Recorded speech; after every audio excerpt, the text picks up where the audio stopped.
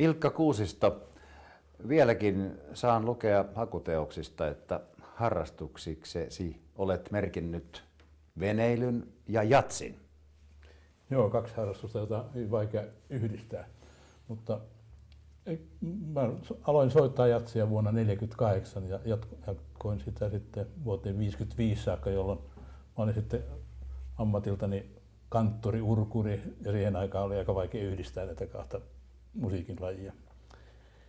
Mutta kyllä se on säilynyt niin kuin harrastuksena. Soitan kotioloissa, että jos ei ole mitään muuta tekemistä, mielelläni pianon ääreen ja rupean pimputtamaan sitten. Ei nyt aina mitään standardeja, vaan ehkä sitten tuommoisia omia improvisaatioita. Ja se on hyvä vastapaino tälle kaikille muulle säveltämistyölle. Se on rentouttavaa. Ja se paitsi hassua kyllä, niin aina joskus saattaa joku ideanpoikainen syntyä tätä kautta. No siitä joku 39 vuotta, kun silloisessa Lauttasaaren kodissasi oli jazz-legenda Bill Evans vieraana trionsa kanssa. Ja se oli jostain syystä sitten tämä kuvaus tapahtui todella sinun kodissasi. Mitenkäs tämä oikeastaan käveli sinun olohuoneeseesi, tämä Bill Evans? Mä luulen, että se oli Britta Heleniuksen television musiikkitoimittajan idea.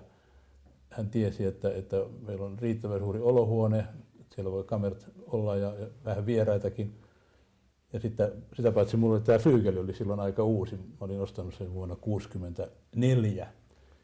Ja vaikka tämä ei ole mikään konserttiflyygeli, tämä kuitenkin oli silloin hyvin laadukas instrumentti, että saattoi uskoa, että Bill Evans mielellään soittaa täällä, niin kuin se tapahtuikin. Hän oli hyvin tyytyväinen.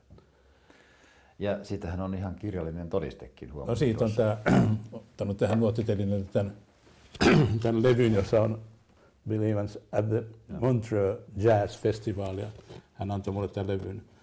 Ilkka, thanks for your hospitality and the fine Bösendorfer piano. Always the best to you, Bill Evans. Tämä on tämmöinen aarelevy kaapista. Varmasti. Ja sen hän toi lahjaksi sinulle. Hän toi sen lahjaksi, joo. Mutta et tavannut häntä, kun opiskelit itse New Yorkissa aikaisemmin 60-luvulla? No en. Kävin kyllä kuuntelemassa aika paljon jatsia silloisessa vanhassa Birdlandissa, mutta Bill Evans ei sattunut olemaan silloin siellä. Minkälainen käsitys sinulla oli hänen musiikistaan tuohon vuoteen 1969 mennessä? No, mä olin kuunnellut kyllä levyjä ja pidin ennen kaikkea hänen kosketuksestaan. Siis hirveän herkkä, kaunis ääni aina kun hän soittaa. Ja sitten tietysti voi sanoa, että hänen soinnutuksensa ja yleensä koko musisointi niin hyvin korkealla tasolla kaikin puolin. Ja se tulee kyllä sitten tässä kuultavassa nauhassakin esille, tämä hänen hieno pianisminsa.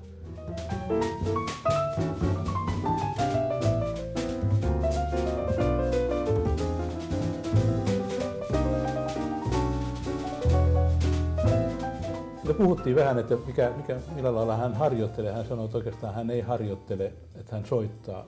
Ja mitä hän soittaa, niin Bachia. Se oli hänen mielisäveltäjänsä. Ja myöskin hän kertoo aika mielenkiintoista sitä, että miten hän tuli jazzmuusikoksi.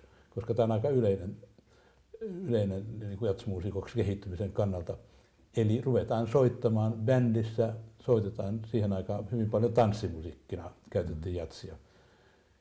Ja sitten pikkuhiljaa alkaa hioutua sieltä sitten sellainen oma tyyli ja sitä on hyvin vaikea sitten myöskään oikeastaan opettaa, vaikka nykyään kyllä voi sanoa, että jazzin opetuksella on saavutettu hirveän hienoja tuloksia. Soittiko hän siis Bachia ihan Bachina vai oliko hänellä siihenkin jazz-sovitus? Ei, kun hän soitti sitä ihan sellaisina nuoteista ja katsoi, että se kehittää tekniikkaa riittävästi, että mitään muita etyydejä hän ei tarvitsekaan. Ja hänen ideansa oli juuri se, että jos ei hän soittaisi tämmöistä niin sanottua kurinalaista musiikkia, niin hänen käteensä lähtee helposti etsimään semmoisia oikoteitä jatsia soittaessa, mikä on tosi mahdollista, että jokaisella ihmisellä saattaa olla kädessään tietyt luontaiset kulut, jolloin musiikki ei määrää sitä soitonlaatua, vaan käsi. Tämä hänen silloinen trionsa, johon kuului siis tämä loistava puertoricolaissyntyinen kontrabasisti Eddie Gomez ja sitten Marty Morell, joka oli rummuissa, niin sehän toimi peräti 7 vuotta. Ja se on aika pitkä aika varmaankin tällaiselle jatsyhtyeelle. No se on pitkä aika kyllä, voi sanoa näin, että yleensä nämä bändit alkaa sitten pikkuhiljaa niin kuin kyllästyä toisiinsa ja sitten haetaan uutta seuraa, mutta onhan meillä kotimaassa loistava esimerkki Trio Töykeet, joka soitti 20 vuotta ennen kuin sitten kaikessa sovussa lopettivat. Joo. Ja tästä sitten jatkui vielä jonkun aikaa yhteistyö juuri tämän basistin kanssa. Rumpali lähti aikaisemmin pois kokoonpanosta, mutta sitten hän ei kovin vanhaksi elänyt, Bill Evans, että hän kuoli vain 51-vuotiaana vuonna 1980. Joo, hänen elämäntapansa eivät olleet niitä kaikkein terveellisempiä sen takia, että niin kuin joidenkin jazzmuusikojen kanssa on aika useasti, valitettavasti useastikin, että hänellä oli tämmöistä huumekäyttöä, joka ei kylläkään sitten, kun hän oli selvinpäin, niin millään lailla tullut ilmi. Hän oli terävä, nokkela, älykäs ihminen. Mikä tulee ilmi tästä kohta nähtävästä ohjelmastakin, jonka sinäkin hiljattain katsoit nyt uudestaan. Minkälaisia mietteitä se nyt herätti, hänen puheensa ja koko se tilanne siellä? Erkki Toivanenhan siinä on juontajana. Minusta se oli viisaan ihmisen niin kuin ehjiä ajatuksia, mitä hän puhui musiikista. Kysyin häneltä muun muassa sitten, että onko klassinen musiikki ja jazzmusiikki, onko se 2 eri kieltä. Ja sanoi, että ei ole mitään eri kieltä, kaikki musiikki on sitä yhtä samaa kieltä. Se ero on siinä prosessoinnissa, miten se musiikki syntyy. Ja minusta se on just sanottu niin kuin nappi. Hyvä. Nyt sitten katsomme legendaarisen Bill Evansin trio-soitto-ohjelman Jatsia olohuoneessa, Ilkka Kuusiston olohuoneessa vuonna 1969 ja tämän ohjelman ensiesitys oli seuraavana vuonna 1970.